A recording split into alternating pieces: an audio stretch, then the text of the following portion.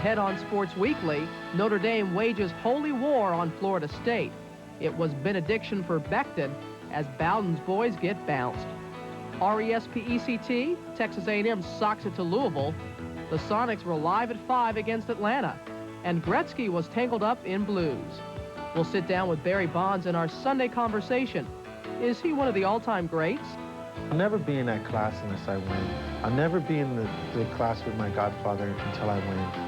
We like to think Sports Weekly is in a class of its own, but we'll never rest on our laurels. A full hour is next.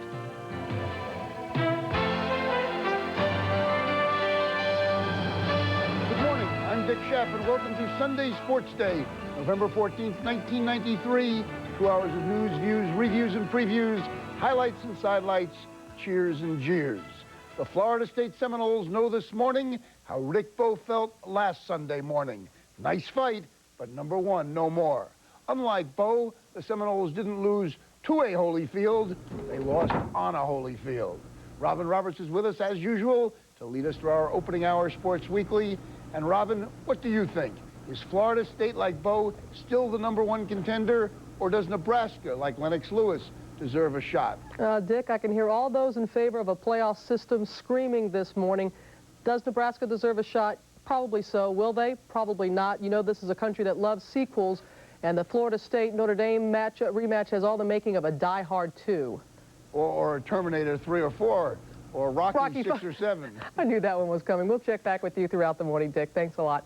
Well, where else would we start this morning but with the latest game of the century? Number 1 Florida State versus number 2 Notre Dame. Bowden versus Holtz. Finally, a game that lived up to all the hype, and the intimidation tactics started before kickoff. Both teams getting together in the tunnel on the field. Florida State got the early jump. Charlie Ward to Kevin Knox.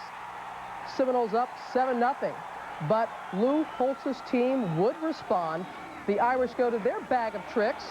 Adrian Jarrell on the reverse scampers 32 yards, tying the game at 7-all. And Bobby Bowden had reason to be concerned. A scary moment for Florida State. Star linebacker Derek Brooks gets bowled over by fullback Ray Zellers and twists his ankle. While Brooks gets taped up, the Irish capitalize. Lead Becton 26 yards. He rushed for 126 yards. Irish fans know the score. 14-7, the home team. Notre Dame led 24-7 before Charlie Ward leads the comeback. Ward to Ward Dunn, the 6-yard score. It's 24-14 Notre Dame. Irish lead down to 7, but Jeff Burris goes 11 yards for the touchdown. Notre Dame got some breathing room there, 31-17, but back come the Noles, down by 2 touchdowns. Remember, Ward sat out last week with bruised ribs. He threw for 3 touchdowns, 297 yards. This one to Kez McCorvey, who has great concentration when it's tipped by Brian McGee. Irish lead back down to 7. Florida State would get another chance. 3 seconds to play. Charlie Ward buying some time, going for the end zone, but it's batted down by Sean Wooden. And the celebration, they're probably still celebrating in South Bend. Irish win 31-24. Notre Dame improves to 10-0. And will move to number 1 when the new poll is released later today. We talk with both coaches after the game. I thought Florida State's a great football team, as I did before. I thought we played well. We made some mistakes, but it was just a great football game from my point of view. I think you have to hand it to Notre Dame. They had a great plan. It wasn't anything different from what we thought. They were just too darn physical on us for some reason. And then we started playing better. It was a heck of a ball game. We could have won it, and we didn't. Our College Game Day crew knew the place to be yesterday. Chris, Coach, and Craig witnessed firsthand quite a showdown there in South Bend. Good morning, Robin. Welcome back to the Heritage Hall one more time. I think the party around South Bend just about dying down, you think? Nice to see a game finally live up to the hype. And I think Lou Holtz, he's already thinking about Boston College, and by Tuesday's press conference, he'll have the Eagles as the best team in the country and Notre Dame back to being an NF football team. But at least the Irish players can savor it for a few more hours. Yesterday, he told us that he thought Boston College was the number 1 team in the country, so he started yesterday. In terms of the game, Kevin McDougal was smooth and composed. Florida State should have tried to run the football, and they did not have any balance at all. And also, you have to consider Lou Holtz, one of the all-time greatest coaches. That was a tremendous motivation job he did with his football team. What impressed me about it was, number one, that pep rally, the atmosphere, the Notre Dame mystique. I tell you what, that was all wonderful, but they won the game the old-fashioned way, running, tackling, blocking, and knocking the people down. Boy, I tell you, I was impressed with Notre Dame. And as you said last night, we're going to find out how good a team Florida State is. They're not going to be the best team of all time. You can forget about that. But they do have a tough game against NC State at home next week. Then the trip to Gainesville. Steve Spurrier has never lost as head coach of Florida in Gainesville. We're going to find out the next couple of weeks. Meanwhile, the big question now is the polls. The coaches' poll should come out in a couple of hours. The AP poll a little bit later on. The bowl poll, which combines them, that's the only poll that really counts, fellas, because that's the one that dictates the New Year's Day bowl matchups. How far does FSU fall in relation to Nebraska, Miami?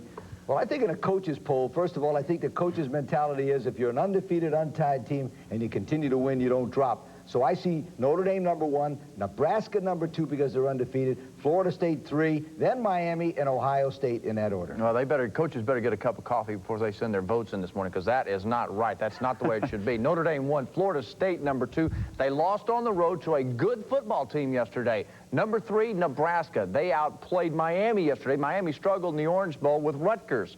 5, Auburn. Ohio State, I know they're going to be upset with that. Just a prediction. I think the coaches, you're right, will have Nebraska ahead of Florida State. I think the writers will have FSU ahead of Nebraska. When it all shakes down the bowl poll, I think the Huskers are going to jump to #2, which sets up an Orange Bowl game if they can get past Boston College, the Irish. Other games next week, Miami and West Virginia.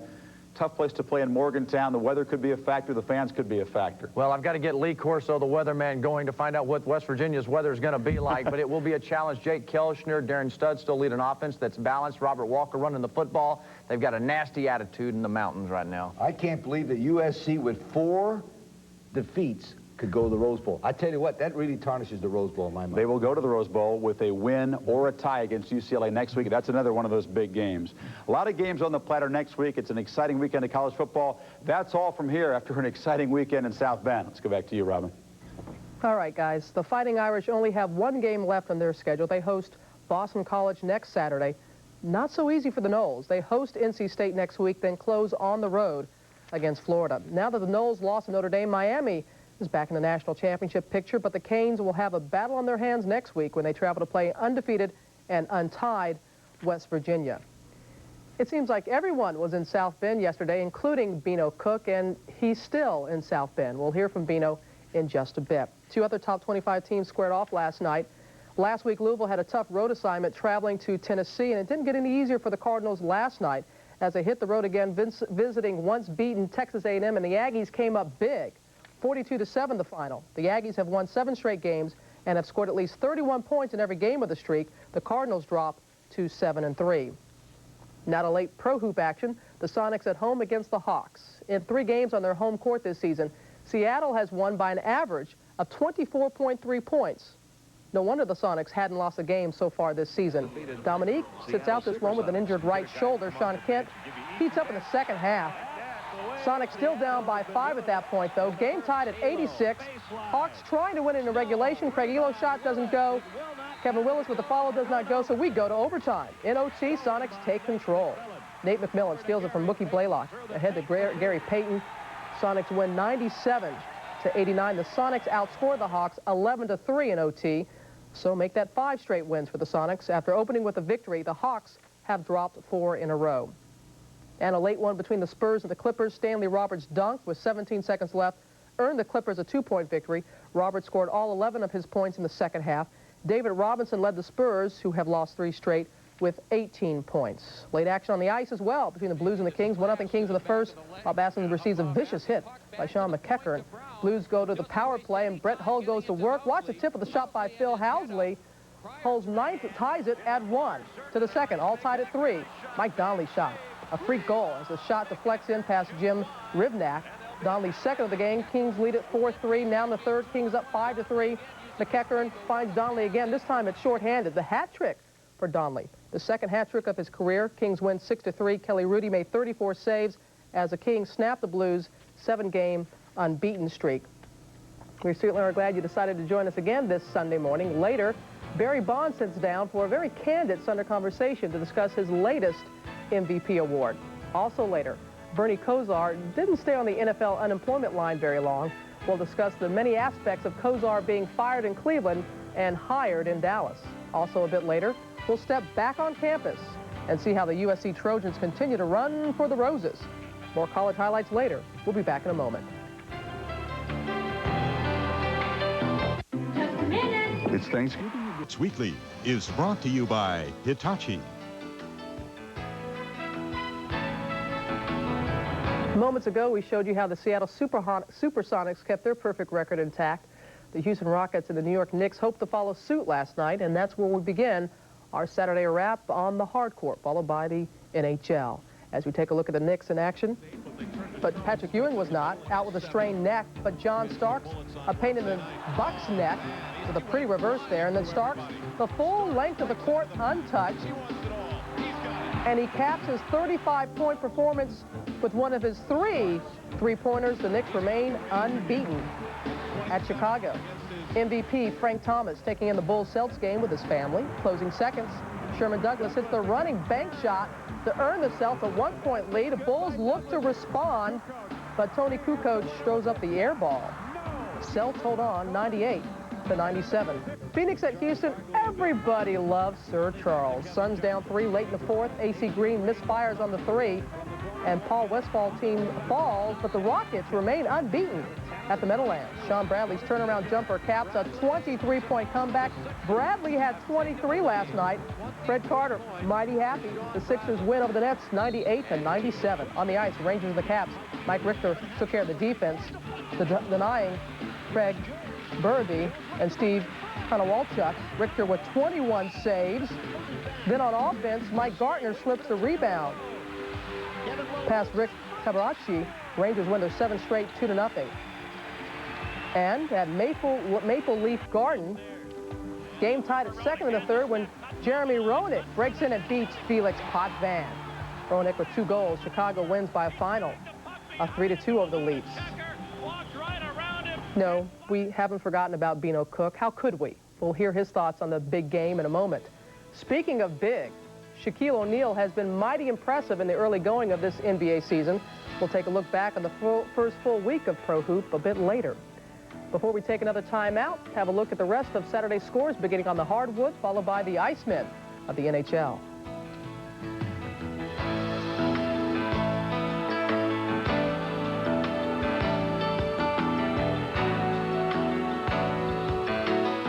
Now for the rest of Saturday's key college football action. Miami has a big game next week against undefeated West Virginia, but first things first, like taking on Rutgers. And Dennis Erickson's Canes more than a 3-touchdown favorite yesterday over Rutgers. Ryan Collins still in at QB. Hits A.C. Tellison on a 55-yard scoring play, one of 2 Collins touchdowns. Miami now 8-1. Remember, they play West Virginia next Saturday. Iowa State at undefeated Nebraska. Husker quarterback Tommy Frazier shined. He sprints right for a 29-yard touchdown. Then Frazier cuts up the middle. Another quarterback touchdown keeper. Nebraska clinched its 3rd straight trip to the Orange Bowl. Indiana at Ohio State. Brett Powers floats a 5-yard touchdown pass to Buster Tillman, a great name, Buster Tillman. State wins 23-17. Ohio State clinches a share of its first Big Ten title since '86. Buckeyes at Michigan next. West Virginia at Temple. Mountaineer quarterback Darren Studstill threw 3 touchdown passes. This one to Ed Hill, covering 53 yards. West Virginia wins handily, 49-7. J.J. Stokes and UCLA hosting Arizona State early in the 4th, 3-all tie. Rob Walker hits Sun Devil linebacker Dan Lucas right between the 5 and the 0. He rumbles 31 yards. UCLA loses. Bruins play USC next week. Arizona at Cal. Wildcats squandered a 20-0 halftime lead, including Dan White's pass being intercepted and returned 35 yards by Eric Zumwalt. That was the decisive score. Golden Bears upset Arizona 24-20. Finally, Virginia at Clemson. Terry Smith snares this Dexter McLean pass, who came in, usually a defensive player. Terry Smith sprints for 73 yards and a touchdown. The Tigers win 23-14. Virginia's winless streak at Death Valley is now 19 games. Let's take a look at how other top 25 teams in the land fared on Saturday.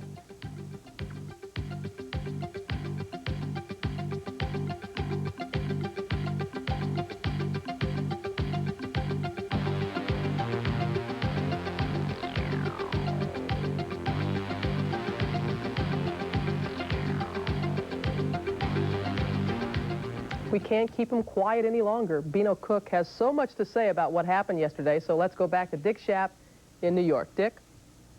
Bino is a genius. He picked Notre Dame to beat Florida State at least 3 months ago. Bino, you never wavered. I presume you knew Charlie Ward wouldn't complete that final pass. Well, Richard, number one is I'm surprised that Florida State only ran the ball 15 times. Again, I think that if the game's played in Tallahassee, Florida State wins. Now, last year, Lou Holtz kept reading the paper about his offense, and he listened. And they lost to Stanford. And after the Stanford game, he said to himself, from now on, I'm going to do what I want, and we're going to run the ball. And he is going to run the ball until he loses a few games in a row. And they're going to win and win and win because the material is good, and he is an outstanding coach. The reign is going to begin at Notre Dame. It's going to be like in the 40s with Frank Leahy. It's going to be 2 more national championships after the one this year, in the next 4 years. Bino, you're on the bandwagon, but more No, I'm not on the bandwagon. I said last August they were going to win this game. Your bandwagon, you own it. But what's next? If Notre Dame beats Boston College, what bowl do they go to, and what team do they play? Well, I'm going to predict that Florida State's going to lose at Florida. I mean, I think that's going to happen. And so they're going to play Nebraska. But playing Florida State in the Fiesta Bowl is not out of the question if Florida State beats Florida. Give us your top 5 updated. Okay. 5th place, Ohio State. 4th, Nebraska. 3rd, Auburn, winning at Georgia, and also the only team to beat Florida. Number 2, Florida State. And number 1, Notre Dame. Richard, I did not think they would beat Michigan this year. I thought finally Michigan would win. If you told me in August that Michigan was going to lose to Notre Dame, I would have picked Notre Dame number 1. I did not think Notre Dame would win the national title this year. 2 Bowdens in the top 3. That's terrific. That's very, very good. Back to Robin. Thank you, gentlemen. Later in the morning, we'll hear from Long John Daly as he speaks out concerning his suspension from the PGA Tour. When Barry Bonds stepped into the batter's box this season, the ball was often long gone. We'll chat with Mr. Bonds in our Sunday conversation coming up later. Coming up next, an old face in a new place. Ex-Cleveland Brown Bernie Kosar is wearing a Dallas Cowboys uniform these days. We'll chat about that when we come back. AT&T says MCI only saves. A number of key bumps and bruises so far this NHL season. At least the Philadelphia Flyers have some idea when they'll have Eric Lindros back from a knee injury. The Pens aren't certain how long Mary Lemieux's back will keep him off the ice. Excuse me, Lemieux is sidelined indefinitely. He has played in just 4 games this season. He'll rest, rehab, and will not be rushed. It's strictly a conditioning thing. It has nothing to do with the ailments of his back or reoccurrence of any cancer or anything. It's strictly, he came back too soon. And we shouldn't have allowed him to play when he did play. And we just want to make sure next time he comes back, he's going to be 100%. Meanwhile, Lindros is out 3 to 6 weeks with a partial ligament tear in his right knee, and he is out about, as I said, 3 to 6 weeks. Lindros has 26 points in 18 games he's played so far this season. A better week for others, including Barry Bonds, Frank Thomas, and Cheryl Swoops. All 3 turned in MVP performances during their respective seasons. Carl Ravitch begins our look back on the week on the ice. The Florida Panthers have proven to be no pushovers in their first NHL season. Wednesday night, the Panthers defeated the Canadiens in Montreal. John Van Beesbroek was the hero, stopping 37 of 38 shots as Florida posted their 2nd straight road win and 3rd of the year. That's 2 more than the Ottawa Senators won in their entire expansion season. Speaking of the Senators, they were on the wrong end of a 4-3 score Wednesday in Hartford. Brian Propp's overtime goal brought the Whales' 10-game winless streak to a halt. But did anybody notice? Wednesday's attendance was just over 7,200. The once moribund San Francisco Giants set a franchise attendance record in 1993. One of the main reasons, National League MVP Barry Bonds. He posted career highs in batting average, home runs, RBIs, and runs scored, leading the NL in 6 offensive categories as the Giants stopped to 103 wins. On Tuesday, Bonds became the first player to win 3 MVP awards in 4 years. How'd he celebrate? He appeared as himself on Fox's hit comedy In Living Color. You got the wrong ball player. I'm not the guy that fouled that ball off your face. Oh, you so crazy. Look, I got a surprise for you. Bonds also made an appearance on The Late Show with David Letterman on Friday. Frank Thomas copped his first American League MVP on Wednesday. Thomas was a unanimous choice, the 8th in American League history. I was really shocked. He said you're a unanimous choice. You got all 28 first-place votes, and I was like, wow. Thomas's numbers back up his unanimous selection. A .317 average, 41 home runs, 128 RBIs. You want more big numbers? Look no further than Cheryl Swoops, winner of the 1993 Babes Harrius Award as the top amateur female athlete in America. Swoops led Texas Tech to the NCAA women's basketball title, scoring 47 points in the final. Wow. Swoops is currently playing in Europe as she looks toward Atlanta and the '96 Olympics. And finally, the shot of the week, Thursday, the World Cup of Golf. Fred Couples, a 2-iron from 250 yards on the par 5 9th.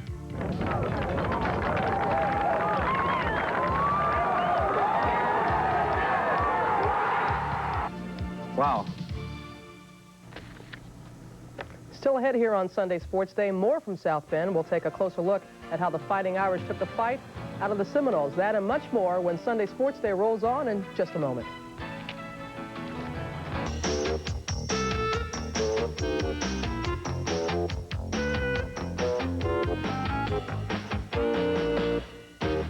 Professional athletes soon will be starring in their own comic books.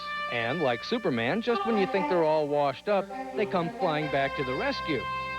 In fact, if anyone were to write a story about last week in the NFL, it might go something like this. By the shores of a big lake in the metropolis called Cleveland, the great Kozar gets the boot. Belichick, you're through. You'll never work in this town again. Kozar, but coach, is this any way to treat your favorite son? Meanwhile, down in Dallas, the Cowboys are getting desperate. Aikman's hurt again. What are we going to do? I got to think of something. Fast! But Cleveland isn't the only metropolis to let its old heroes go. The Fridge dreams of his new contract and thinks, they're not the '85 Bears, but at least the Eagles promised to pay me in cheesesteaks. And in Miami, DeBerg promises Marino he'll do whatever it takes. But secretly he thinks, sure smells like fish in here. Back in Dallas, the champions scramble to make a deal. Give him anything. Tell him he can call his own plays. It's a new day for the Cowboys. The great Kozar flies to the rescue. Next time I go back to Cleveland, it will be as dog catcher. To be continued. He didn't realize it at the time, but last Sunday, Bernie Kozar played his final game for the Cleveland Browns. The next day, Kozar, who had recently signed a non-guaranteed 7-year, $26 million deal, was told his services were no longer needed. But he wasn't out of a job for long. As Linda Cohn reports, Kozar being fired ended one controversy in Cleveland, but may have started another in Dallas. Ironically, the team Bernie Kozar had engaged in his greatest battles was the team that put the final nail in his Cleveland coffin. Denver buried the Browns Sunday 29-14. Kozar was 16 of 30, 226 yards, but not a single interception. Monday, he was cut. Bill and I met with Bernie Kozar at 11:15 this morning. It was a painful experience. I've had the feeling for quite a while that, you know, the feeling of not really being wanted around, you know, around the organization and around the team. Basically, it came down to same things I talked about with when we made the move with Vinny. His overall production and I think a diminishing of his physical skills. I know the talent of Bernie Kozar. So despite the opinions of the Browns faithful, Kozar moved south to join the defending champions. We're pleased to announce that we have signed Bernie Kozar. When myself and I heard about Coach Johnson calling and the opportunity down here, there really wasn't much of a decision. Bernie Kozar is a winner. He wins football games. And as you know from my past record and how I deal with people and the importance I put on the individual that can go out and win a game for you, that is what I put with Bernie Kozar. Troy Aikman has won some games for the Cowboys. Will there be a quarterback controversy in Big D? When Troy is healthy, Troy's our starting quarterback. I'm not here to move anybody out and to take over Troy's job or anything. There's no question he's the quarterback. And what will this quarterback's responsibilities entail? Hey, what's up, partner? Throw me the ball, you know, anytime you can. I told Bernie I want him to be just like Santa Claus, you know, check that list and then check it twice. You know, look at me and then look back again and make sure. And what about Kozar's $1 million deal? It's frustrating at times when you see a situation where you can get a player in primarily because there's a deadline and you can get him signed in a relatively short period of time. And I've been arguing for about a year now to just have talks of a renegotiation, and I've still been unable to do that. When they need to, you'll be surprised where all the money come from, boy, I tell you. I mean, but you know how situations are. You know, me sitting on the sideline, they say, well, you got to look for this. He's going to hinder the salary cap, but now you got a quarterback.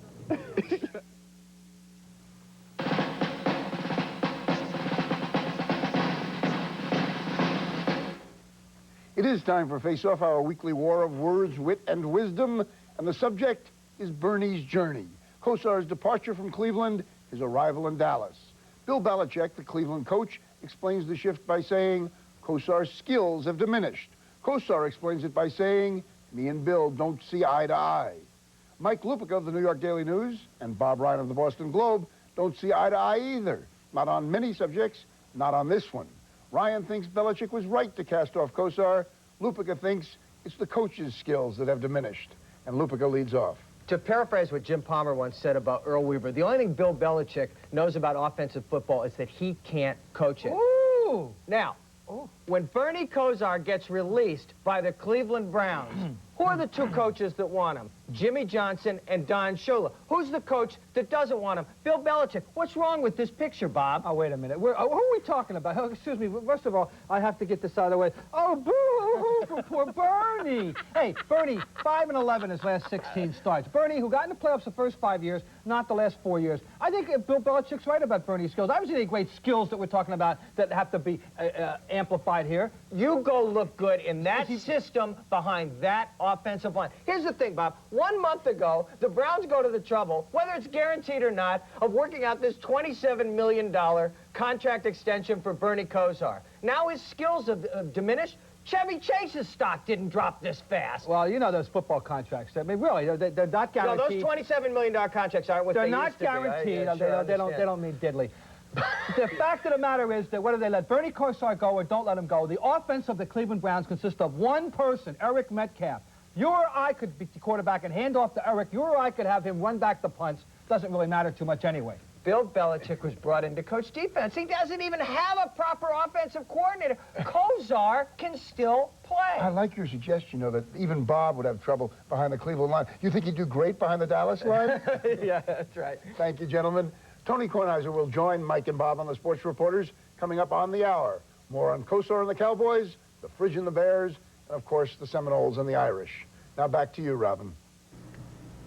All right, Dick. The reason, of course, Bernie Kosar found a job so quickly in Dallas was because Troy Aikman injured his hamstring last week. The NFL Week in Review is next. Right after we step aside here on Sunday Sports Day, it's NFL Game Day. Among other things, Chris Berman and company will have more on the Cowboys signing Bernie Kosar to back up Troy Aikman and the sudden impact William Roaf has had in the Crescent City with the New Orleans Saints. Then at 7 p.m. Eastern, I'll join Boomer and TJ with all the day's highlights on NFL Primetime. Don't forget about Prime Monday. Everything you need to know before the Monday nighter between the Bills and the Steelers. Downtown Julie Brown goes backstage with Bruce Smith. That's Prime Monday tomorrow night at 7:30 Eastern. And of course, the NFL and ESPN tonight features the Bears and the Lightning Bolts. These two haven't squared off since '84, and the Bears have never won at San Diego. The Bears and the Bolts right after NFL Primetime. The NFL season has finally reached the midway point, and some notable players are not wearing the same uniforms they began the season with. Gary Miller explains as we take a look back on Week 10 in the NFL. The Dallas Cowboys honored legendary former head coach Tom Landry Sunday. Landry led Dallas to 2 Super Bowl wins, and his name was added to the Cowboys' Ring of Fame. The first-place showdown between the Giants and Dallas wasn't much of a contest. The Troy Aikman-Alvin-Harper combination struck for 2 touchdowns in a 22-point triumph. But Jimmy Johnson isn't completely at ease. I think we have a good football team. I think that we can improve. I think the biggest thing that we've got to be fearful of is that we start thinking that we're pretty good. Johnson, like all coaches, also fears injuries. Aikman had to leave the game with a strained left hamstring sustained while running out of the pocket. Meanwhile, Giant head coach Dan Reeves dismissed 2 veteran players after the loss. Punter Sean Landetta and linebacker Steve Diassi were cut, but Reeves said no message was intended for his team. The Cleveland-Denver game ended in usual fashion. John Elway threw 3 scoring strikes in the 29-14 Broncos victory. Denver is now 14-2 in its last 16 against Cleveland. This has probably been the best offense I've ever played for. We've had some really good offense over the years. So right now, it looks like John Elway loves his offense, and he's finding a lot of different receivers, a lot of targets to go to, and we're scoring points at will, basically. The Browns have not exactly been scoring points at will, and they believe Bernie Kosar was a major reason why, so they cut him. But 9-year veteran quarterbacks don't stay unemployed for long in today's market. Bernie found a home with his college coach, Jimmy Johnson, in Dallas. Dolphin coach Don Shula could not surpass George Halas for the top spot in the record books for career wins. The inspired Jets staved off infamy by registering a 17-point win and keeping Shula stuck on number 324. I think Kansas City had that same motivation the week before. Marty Schottenheimer is a very good friend of mine, and he didn't want to be part of any record either. And I'm sure their football team didn't. The Dolphins did pick up veteran quarterback Steve DeBerg, recently released by Tampa. The 39-year-old DeBerg will serve as insurance in case Scott Mitchell falters. The Big Chill was iced in Chicago. William Perry, part beefy defensive lineman, part entertainer, part folk hero, was let go by the Bears and quickly plugged in Philadelphia. The Eagles hope he can help stabilize their faulty rush defense. Knee surgery has ended another defensive lineman season. The Cardinals' Eric Swan had cartilage repaired Wednesday. He won't return until 94. Swan had been leading all Phoenix linemen and tackles for the 2nd straight season. The Steelers overcame a 16-point deficit to win in Cincinnati. But defensive back Rod Woodson exchanged some heated words with Bengal head coach David Shula and several opposing players. Woodson was allegedly reacting to racial slurs directed towards him by one Bengal in particular. Finally, Kansas City remained atop the AFC West, thanks in part to this Dan Saliamula 16-yard fumble return that epitomized student large body right. The Chiefs prevailed by 7, and Saliamula lived a lineman's dream, scoring his 2nd career touchdown. You know how you're watching TV, and then all of a sudden it goes into slow motion? I saw Derek coming around the corner, and I saw the ball in the quarterback's hand like this, and I just said, that's when it just all went slow motion. I said, oh my God, Derek's going to hit it. And the ball rolled right into me.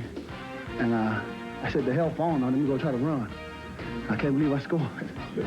But, you know, it just goes to prove you can be 315 pounds, still make a touchdown. It is back to South Bend. When we come back, we'll take a look at how Notre Dame grounded out a victory over the Noles when Sunday Sports Day continues in a moment.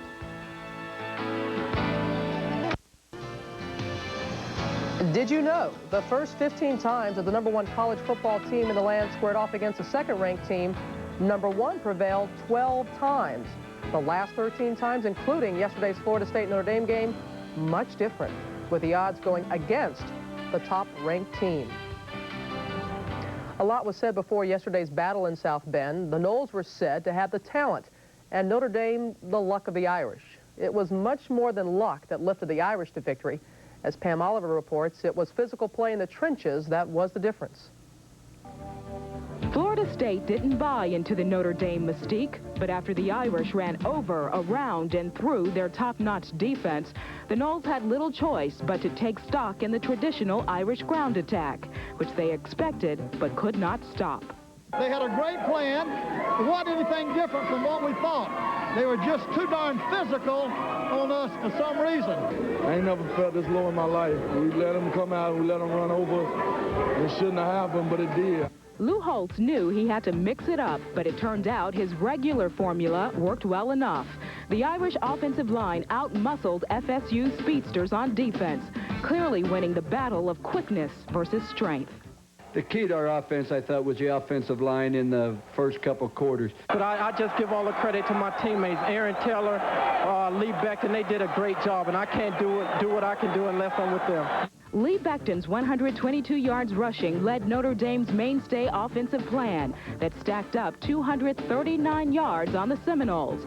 After giving up only 2 rushing touchdowns in 9 games, the Noles got stunned with 4 scores off the Irish rush. We need to practice harder and prepare harder for a team such as Notre Dame, because we might have took them a little bit lighter than I guess suspected, and they came out and did a lot of positive things during the game. At home, the Irish stayed true and perfect by beating a stylish team the old-fashioned way. In South Bend, Pam Oliver, ESPN. Coming up, a look back on the first week of the NBA season, and what an opening week it was for the New York Knicks. Back in a moment. People just don't realize the battles that some people go through. Mine, I seem to tend to make them worse than what they are, but that means I care about, which way I'm going in life right now. I'm not so worried about the suspension as long as I know I'm going to get better and do the right things I need to do. Whatever Dean says, I'm just going to go along with it. I'm not so worried about how long I'm going to be off the golf course. I just know when I get back on it, I want to be ready and prepared for it. It's not easy teeing up, and I'm sure people talk all over this world that he ain't going to last. He's going to start drinking again. I don't like that feeling, but I have to forget about that, and that's something I haven't been able to do. I got to forget about what people think. That was John Daly speaking at this week's non-PGA event, the Mexico Open, explaining why he walked off the course last weekend in Maui, which led to his suspension. After one full week of the NBA season and something like 51 left to go, only one of the league's 27 teams has yet to celebrate a victory, while 3 have yet to suffer a defeat. The Knicks are off to their best start in 24 years, undefeated in 6 starts. Tuesday night, the New Yorkers extended their league-high home win streak to 21 games as Patrick Ewing schooled Philly's Sean Bradley. The Rockets are also flying high at 5-0. Hakeem Olajuwon racked up back-to-back 30-plus nights, 36 Thursday against Minnesota and 32 at Golden State on Tuesday. Staying out west, the Sonics are the last of the NBA's unbeaten. Sam Perkins tied a league record Tuesday with a 7-for-7 performance from three-point land in a 28-point win over Denver. Going into Friday night, the T-Wolves had lost 16 of their last 17, carrying over into last season. Dallas had dropped 74 of its last 85 games. The string of futility ended with a 36-point effort from rookie Jamal Mashburn in Quinn Buckner's first win as the Mavs head coach. Minnesota is the only team still 0 for the season. Chris Webber introduced himself to the NBA Thursday night after missing the first 2 games of the season with a sprained ankle. The #1 pick had 15 points and 10 rebounds in a 9-point loss. David Robinson rang up the league's first triple-double with 43 points, 11 rebounds, and 11 blocks Tuesday night. Dennis Rodman's points per game average isn't in Mr. Robinson's neighborhood, but on the boards, that's a different story. In 2 games this week, Rodman pulled down 49 rebounds without scoring a single point. In each game, Rodman was 0 for 1 from the floor. Wednesday in Milwaukee, the Bulls trailed the Bucks 90-88 when Horace Grant found Tony Kukoc. Gives it back, Tony, long 3. Yeah, Kukoc! Kukoc with a 3! Yes, sir! Despite a rash of injuries and the retirement of Michael Jordan, the champs are holding fast at 3-2. Bill Laimbeer was up to his old tricks. These days, horse-collaring an opponent, especially Karl Malone, gets you a flagrant foul, a first-quarter ejection, and a nasty send-off in Utah. A somber moment opening night in New Jersey Thursday as the Nets retired Drazen Petrovic's #3. The Nets' leading scorer last season was killed last June in a car accident. This reminder, we begin our coverage of college hoops this Wednesday with the preseason NIT. In the opener, Western Kentucky, who advanced to the Sweet 16 last season, takes on the defending national champion Tar Heels of North Carolina. Then at midnight, out west we go for Cal and Santa Clara. Another double dip on Thursday with Cleveland State facing UMass, followed by Rice and Minnesota. And a quick pro tennis note, the women are in Philadelphia preparing for next week's season-ending Virginia Slims Championships. And in today's final, top seed Steffi Graf will battle number 2 Conchita Martinez. You can see that match right here on ESPN beginning at 5 p.m. Eastern. Next, it wasn't always a smooth ride for this year's NL MVP. The only bad part was the police would pull me over just to, like, say hello. That was the only bad part about that the whole time. But most of them I went to high school with, which was good. The Penguins. The Red Hot Flyers face off against the Penguins Tuesday live on ESPN National Hockey Night. Sports Weekly is brought to you by Budweiser, the king of beers, who remind you friends know when to say when.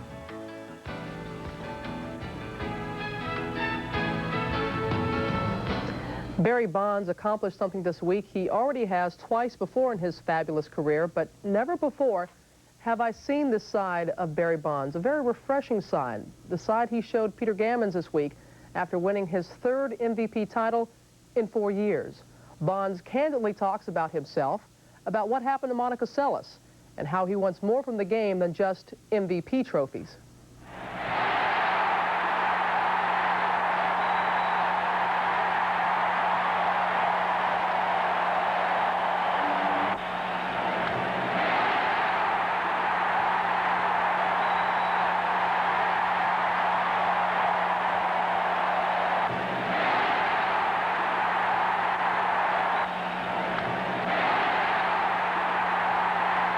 Barry, is this MVP any more special than any others? This one's really special. New team, contract, all the odds were against me. Just, media odds. My own confidence in my own ability, I felt that I would overcome it if I just proved to them on the field what I'm capable of doing. But this one means a lot. My teammates, the 103 wins to tie a franchise record. My teammates' acceptance. The media treated me outstanding. Fans treated me great. The only bad part was the police would pull me over just to, like, say hello. That was the only bad part about that the whole time. But most of them I went to high school with, which was good. And yet, for all you've accomplished, you talk a lot about the frustration of not playing in a World Series. Yeah, it's the hardest thing for me to deal with. I think that's my biggest striving point right now. Hall of Fame is so far-fetched right now. It's just that my biggest, Peter, you guys or other sports writers say, he can be the next Michael Jordan of baseball, or he is the best baseball player. But I'll never be in that class unless I win. I'll never be in the class with my godfather until I win. I know you were only a couple of rows away from where that parachutist landed during the fight.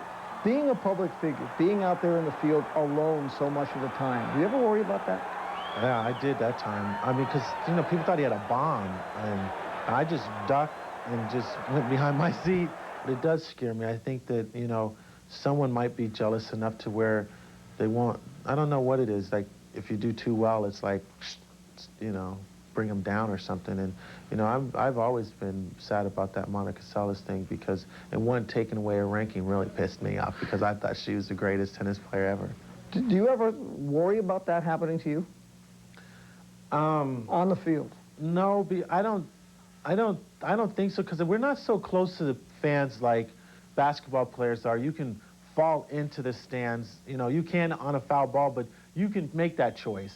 You don't have to. Lady, you got the wrong ball player. I'm not the guy that fouled that ball off your face. Oh, you so crazy. Look, I got to surprise you. Meet the fruit of your pork lawns. Wanda Jr., meet your dad. Lady, you got the wrong guy. Look. I'm Barry Bonds. I'm a baseball player. I know who you are. You can get this right on Slauson and Crenshaw. I got Reggie Jackson and everybody. Who would I like to be like as an actor? Ooh, Dustin Hoffman. Kind of like, I wouldn't want to be like Eddie Murphy. That's too much. But I want to be like Bill Cosby. Would you describe yourself as you'd like to act in fairly serious roles? Very serious roles. The only reason why is because it's the only other thing that I have interest in besides baseball. It's the only thing that I know that I would put as much heart and guts and soul into something like I do baseball. I wouldn't want to sing because I can't. I don't play video games. I don't do anything. I play golf, but I'm not good. So I know I wouldn't want to be a golfer because I'm frustrated because I don't have any teammates out there. So I guess we don't have to ask, if someone was doing a story of your life, you wouldn't have to ask for someone to play you. You could play yourself. Pretty much. Which would be good, though, but yeah, I wouldn't want to play myself. Playing me, that's the one thing I don't want to do. I don't want to be me anymore. I like being me on the baseball field, but in performance, I won't do any more shows as Barry Bonds, like guest appearances and stuff like that. I don't want to do that anymore. I want the challenge. It's the challenge of make-believe. It's the challenge of you seeing whatever you want to see. It's me making you believe whatever I want you to, which is great, just like you make people believe whatever you want them to. Now might get to host my own show, 26 episodes, which would be kind of good, like hosting my show with other athletes and, in conversation, something like you do, and maybe that would kind of like enhance me a little bit better. And I got offered to do little roles, I wanted to do something like bring up the old Negro League kind of type of story as well at times, but, unless somebody knocks on your door, I just play baseball.